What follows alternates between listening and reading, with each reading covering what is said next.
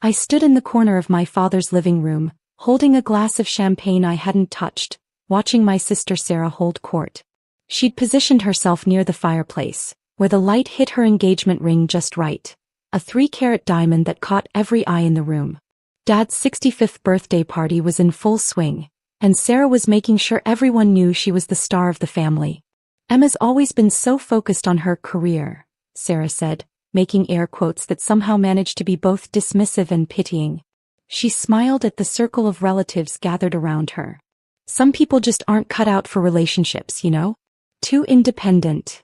My Aunt Linda nodded sympathetically. Well, not everyone finds their person, dear. I'd heard variations of this conversation for 3 years now.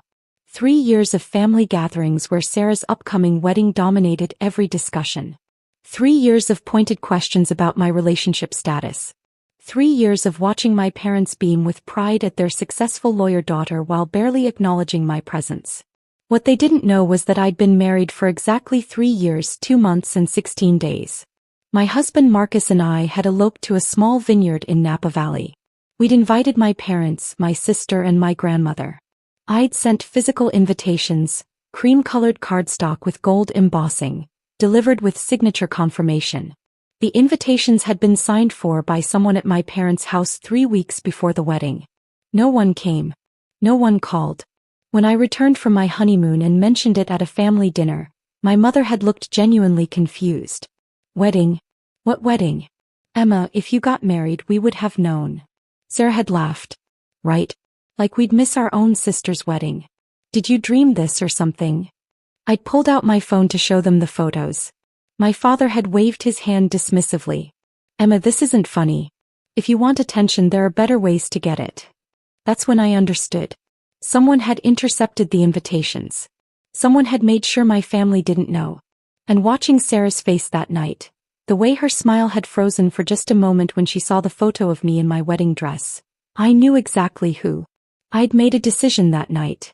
I wouldn't mention Marcus again. I wouldn't talk about my marriage. I'd let them believe whatever they wanted to believe.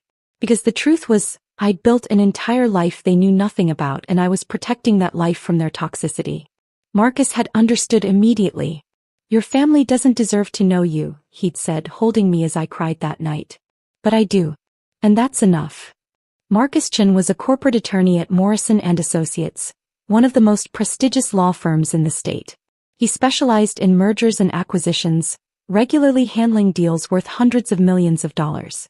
His uncle, Richard Morrison, had founded the firm 40 years ago and built it into a powerhouse. Ironically, Sarah worked at Morrison & Associates too. She was a junior associate in the family law division and she talked about the firm constantly, about the prestige, the clients, the partners. She name-dropped Richard Morrison at every opportunity, bragging about how he'd personally complimented her work once. What Sarah didn't know was that Marcus and I had dinner with Uncle Richard and his wife Patricia every Sunday. That Richard had walked me down the aisle when my own father didn't show. That Patricia called me every Tuesday to catch up. That they'd welcomed me into their family with more love and acceptance than my own parents had ever shown. I'd kept my married name off social media. I'd kept my profiles private. I'd mentioned my job. I was a senior data analyst at a tech firm, but I'd never mentioned where Marcus worked, never brought him to family events. It wasn't hiding exactly. It was protection. The party continued around me. Sarah's fiancé Brad stood beside her, his hand on her back, smiling at all the right moments. Brad was a pharmaceutical sales rep who made good money and drove a nice car. Sarah had shown us his salary breakdown at our last family dinner, as if his worth could be measured in commission checks. Emma dear, my mother approached, her voice sugary with false concern. Are you dating anyone? You know, Sarah could set you up with one of Brad's friends. We worry about you being alone. I'm fine, Mom. But you're 32 now. Your biological clock. Mom. I'm fine. Sarah drifted over, champagne in hand. It's okay to admit you're lonely, Emma. There's no shame in it. Some women just have a harder time attracting quality men. She glanced at Brad. When you find the right person, you'll understand what real partnership looks like. I took a sip of my champagne. I'm sure I will. Oh, Emma. Sarah's voice dripped with pity. Still in denial. Said really. You're going to die alone if you keep pushing everyone away. My father joined the conversation. Your sister's right, Emma. You need to be more open, more approachable. Maybe if you smiled more. Or dressed better, Sarah added. First impressions matter. You can't show up to these things in, she gestured at my outfit, whatever that is. I was wearing a Diane von Furstenberg wrap dress that had cost $400. My shoes were Ferragamo. My jewelry was simple but expensive, gifts from Marcus over the years. But they saw what they wanted to see, disappointing Emma, the family failure. I'll take it under advisement, I said quietly. The doorbell rang. My mother frowned. Who else is coming? Everyone's already here. Sarah's phone buzzed. Her face went pale. Oh my God. Oh my God. What is it? Brad asked. Richard Morrison just texted. He's outside. He said he's here to wish Dad a happy birthday. Sarah's hands were shaking. The Richard Morrison. The managing partner of my firm. He's here. At our house. My father straightened his tie. My mother frantically smoothed her hair. Sarah looked like she might faint. How does he even know about Dad's party? Sarah whispered. I never mentioned, I talk about my family at work, but... The doorbell rang again. Dad rushed to answer it. I stayed in my corner watching. Richard Morrison stood in the doorway, impeccably dressed in a tailored navy suit. Patricia stood beside him, elegant in a cream blouse and pearls. Richard carried a wrapped gift and a bottle of what I knew was very expensive scotch. Mr. Bennett? Richard extended his hand. Richard Morrison. I hope you don't mind us dropping by. We were in the neighborhood and wanted to wish you a happy birthday. My father shook his hand, starstruck. Mr. Morrison, we're honored. Please come in. Sarah materialized at Richard's elbow. Mr. Morrison, sir, I had no idea you were coming. This is such a surprise. If I'd known, I would have. Hello, Sarah. Richard's smile was polite but distant. Nice to see you outside the office. Sarah was practically vibrating with excitement. Can I get you a drink? Some food? I want you to meet my fiancé, Brad. And my parents, of course. They're so excited to meet you. Richard's eyes scanned the room. When they found me, his entire face lit up. Emma. I smiled. Hi, Uncle Richard. The room went silent. Richard crossed the room and pulled me into a warm hug. Patricia was right behind him, kissing my cheek. Sweetheart, we've missed you. Marcus said you weren't sure about coming today. I'm glad you decided to be here. Marcus, my mother said faintly. My husband, I said calmly. Sarah's voice was sharp. What are you talking about? You're not married. Patricia looked genuinely confused. Not married? Emma, what? My family wasn't aware, I said quietly. It's a long story. Richard's expression shifted. I saw the moment he understood. His jaw tightened. I see. Wait, Sarah said. Her face had gone from pale to red. You're married? To who? To my nephew Marcus, Richard said. His voice was cold now. For 3 years. The cake knife clattered to the floor. Sarah's champagne glass slipped from her fingers, shattering on the hardwood. That's impossible, Sarah said. Marcus Chin? The Marcus Chin who works at your firm? That's... Emma, stop lying. She's not lying, Patricia said firmly. We were at their wedding. Beautiful ceremony. Very intimate. My father found his voice. Emma, if you got married, we would have known. We would have been invited. You were invited. I pulled out my phone. I'd kept the delivery confirmation all this time. Invitations sent via certified mail. Signed for on June 15th, 3 years ago. 3 weeks before the wedding. I held up the screen. The signature on the delivery confirmation was clearly visible. Sarah's signature. I didn't, Sarah started. That's your signature, I said. You signed for the package. You took the invitations. My parents, my grandmother, you, all invited. None of you came. My mother pressed her hand to her mouth. Emma, I never saw. Because Sarah made sure you didn't, I said. My voice was steady now. 3 years of silence, 3 years of humiliation, and I was finally saying it out loud. She intercepted them. He threw them away. She made sure you'd miss my wedding. That's ridiculous, Sarah said, but her voice wavered. Why would I do that? Because you couldn't stand the idea of me being happy, I said. Because you needed to be the only daughter with a successful relationship. Because if Mom and Dad showed up at my wedding, they might realize I wasn't the failure you'd convinced them I was. Richard's voice cut through the room like ice. Sarah, is this true? Mr. Morrison, I can explain. Did you intercept your sister's wedding invitations? Sarah's face crumbled. Emma and we've always been competitive and You destroyed your family's chance to attend your sister's wedding because of sibling rivalry? Richard's tone was incredulous. Do you understand how deeply disturbing that is? Sarah, Brad said quietly. What did you do? It wasn't like that, Sarah said desperately. Emma's always been so secretive, so weird about her life. I thought maybe she wasn't even really getting married. Maybe it was another one of her attention-seeking. Attention-seeking. Patricia's voice was sharp. Emma is the least attention-seeking person I know. She's never once bragged about her accomplishments. Do you even know what she does for work? My mother blinked. She's some kind of analyst? She's the senior director of analytics at TechCore Solutions, Patricia said. She leads a team of 30 people. She was featured in Forbes' 30 Under 30 list last year for her work in predictive modeling. The silence was deafening. She never told us, my father said weakly. Because every time she tries to tell you anything you dismiss her, Richard said. My nephew has told me stories. Every family dinner, every holiday, every gathering, Emma is ignored, talked over, compared unfavorably to Sarah.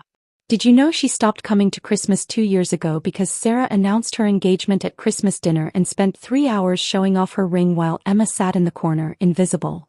That's not, my mother started. It's exactly what happened, I said. I left after an hour. No one noticed. Sarah was crying now. Emma, I'm sorry. I was jealous, okay? You always had this secret life and I couldn't stand not knowing. And when the invitations came I panicked. I didn't want Mom and Dad to see you getting married first. I didn't want them to. To what? I asked. To see me happy? To realize I'd built a beautiful life without them? Yes. Sarah's voice broke. Yes, okay? I couldn't stand it. You were supposed to be the weird one, the difficult one. And then you were getting married and I wasn't even engaged yet and You sabotaged your own sister's wedding, Richard said flatly. Over jealousy. Brad was staring at Sarah like he'd never seen her before. Sarah, I don't even know what to say. Brad, please. You destroyed wedding invitations. You lied to your entire family. You've been lying for 3 years. Brad's voice was hollow. What else have you lied about? The doorbell rang again. Patricia smiled. That'll be Marcus. He got held up at the office, but he wanted to make it for at least part of the party. No, Sarah whispered. Please, not now. The door opened. Marcus walked in carrying a bouquet of flowers and another wrapped gift. He was still in his work clothes. A charcoal Tom Ford suit, Hermes tie, shoes polished to a mirror shine. He looked every inch the successful corporate attorney he was. Sorry I'm late, he said, kissing Patricia's cheek, shaking Richard's hand. Then he saw me and his whole face softened. He crossed the room and kissed me. Hi, sweetheart. How bad is it? Pretty bad, I admitted. He wrapped his arm around my waist. Want to leave? Marcus, my father said. I'm John Bennett, Emma's father. Marcus's expression was polite but cool.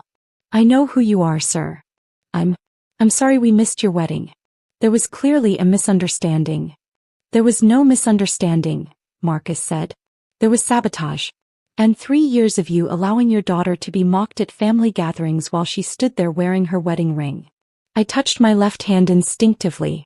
I'd worn my rings to every family gathering. Simple platinum band, princess cut diamond.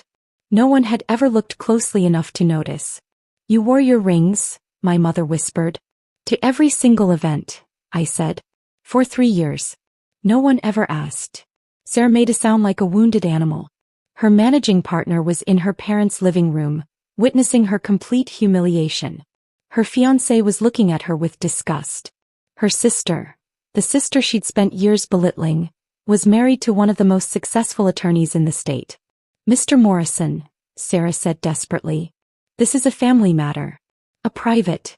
It became my concern when my nephew's wife was excluded from her own family, Richard said. And it's especially my concern because of what I learned this afternoon. He pulled an envelope from his jacket pocket. I received an interesting letter yesterday from a client. The client was concerned about confidentiality breaches at the firm. They'd hired a private investigator to look into it. Richard's eyes were hard. The investigator found that someone at Morrison & Associates has been sharing privileged client information with her fiancé, who's been using that information to time his pharmaceutical sales pitches. Brad went white. The investigator traced it back through email timestamps, phone records, and surveillance footage from our office, Richard continued. Sarah, you've been photographing confidential documents and sending them to Brad for the past 8 months. I wasn't. Sarah's voice was barely a whisper. We have the photos from your phone. We have the emails. We have Brad's sales records showing a suspicious correlation between client divorces and his pitches to those same clients for anxiety medication and antidepressants. Richard's voice was disgusted. You were exploiting our clients' pain for your fiancé's commission checks. Oh my God, my mother said. Sarah, Brad said. You told me that information was public record. You said. It wasn't public record, Richard said. It was privileged attorney-client communication. And sharing it is grounds for disbarment. Sarah collapsed into a chair. I'm sorry. I'm so sorry. Brad needed help making his sales quotas and I didn't think. You never think, I said quietly. You never think about consequences. You didn't think about what you were taking from me when you destroyed those invitations. You didn't think about our parents missing one of the most important days of my life. You didn't think about your client's privacy. You only ever think about yourself. Emma, please. I'm done, I said. I'm done being your scapegoat. I'm done being dismissed. I'm done with all of it. I looked at my parents. I sent you invitations to my wedding. I sent you birth announcements when my son was born last year. I sent you Christmas cards with family photos. Every single piece of mail was signed for at this address. And every single time Sarah intercepted it. My mother's face crumbled. A grandson. His name is Daniel, I said. He's 13 months old. He's wonderful. And you'll never meet him. Emma, you can't. I can, I said. I've spent 3 years watching you celebrate Sarah while ignoring me. I've listened to her tell me I'll die alone while I had a husband at home who actually loves me. I've watched you fawn over her engagement while I was planning my son's first birthday party. I'm done. Marcus squeezed my hand. We should go. Wait, my father said. Please, Emma. Let us explain. Explain what? I asked. Explain how you never once looked closely enough to see my wedding ring. Explain how you never asked about my life. Explain how you let Sarah monopolize every conversation while I sat invisible in the corner. We didn't know, my mother said, tears streaming down her face. We didn't know about any of it. Because you never asked, I said. Because asking would have meant seeing me as a real person instead of just Sarah's disappointing sister. Richard cleared his throat. For what it's worth, Linda, Emma is extraordinary. She's brilliant at her job. She's a devoted wife and mother. She's kind, generous, and accomplished. And she deserves better than what this family has given her. You're her boss's uncle, my father said. Of course you're biased. I'm her family, Richard said firmly. Chosen family, but family nonetheless. Patricia and I love Emma like a daughter. Our family gatherings include her. Our holidays include her. We celebrated when Daniel was born. We're teaching him to call us grandma and grandpa. We're doing all the things you should have been doing. Patricia nodded. Emma needed a family who saw her. We're honored she chose us. Sarah was openly sobbing now. Brad had moved away from her, standing alone by the fireplace. My father looked like he'd aged 10 years. My mother couldn't stop staring at my wedding ring. What happens now? My father asked quietly. Now. I shrugged. I go home to my husband and my son. I continue living the beautiful life I've built. You continue living yours. And Sarah, my mother whispered. Richard's voice was cold. Sarah will be terminated from Morrison & Associates effective immediately. We'll be filing a formal complaint with the state bar. I expect she'll face disbarment proceedings within the month. No, Sarah gasped. Please, Mr. Morrison, please. My career. Your career ended the moment you decided client privacy was negotiable, Richard said. Security will pack your office tomorrow. Don't bother coming in. Brad spoke for the first time in minutes. We're done, Sarah. What? The engagement. We're done. He pulled the ring off her finger. I can't marry someone who lies like this. Who uses people like this. Who sabotages her own sister. Brad, please. He walked out without another word. The room was silent except for Sarah's crying. I think we're done here, Marcus said gently. I nodded. We said goodbye to Richard and Patricia, who hugged me tight. Sunday dinner? Patricia whispered. Wouldn't miss it, I said. We were almost to the door when my mother spoke. Emma. Please. Can we meet Daniel? Can we try to fix this? I turned back. Mom, you had 3 years to try. You had invitations. You had announcements. You had every opportunity to be part of my life. You chose Sarah's version of events instead of asking me directly. We'll do better, my father said. Maybe someday, I said. But not today. Today, I need to protect my family from people who didn't see me as worth their time. That's not fair, Sarah said through her tears. I made mistakes, but I'm still your sister. No, I said. A sister wouldn't have done what you did. A sister wouldn't have stolen 3 years of my life from our parents. A sister wouldn't have sabotaged me at every turn. I looked at my parents one last time. If you want to meet your grandson someday, you'll need to prove you can see me. Really see me. Not as Sarah's sister. Not as a disappointment. But as Emma. As myself. Marcus and I walked out into the cool evening air. I could hear Sarah's sobs through the closed door. You okay? Marcus asked, pulling me close. I'm okay, I said. And I was. For the first time in 3 years I felt light. Free. We drove home to our house in the suburbs. The house my parents had never seen. We walked through the door where photos of our wedding lined the hallway. We checked on Daniel, sleeping peacefully in his crib, completely loved and completely safe. No regrets. Marcus asked as we got ready for bed. None, I said. I have everything I need. And it was true. My family, my real family, was right here. Marcus, Daniel, Richard, Patricia, and the friends and colleagues who'd celebrated every milestone with me. The people who saw me. 3 weeks later, I received a letter from my parents. Long, handwritten, full of apologies. They wanted to meet Daniel. They wanted to make amends. I read it to Marcus over Sunday dinner at Richard and Patricia's house. Daniel sat in his high chair, smashing avocado into his hair while his adopted grandparents laughed.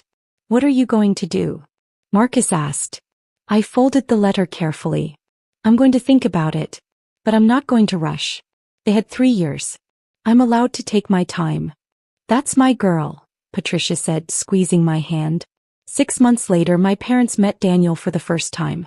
It was awkward and painful and necessary.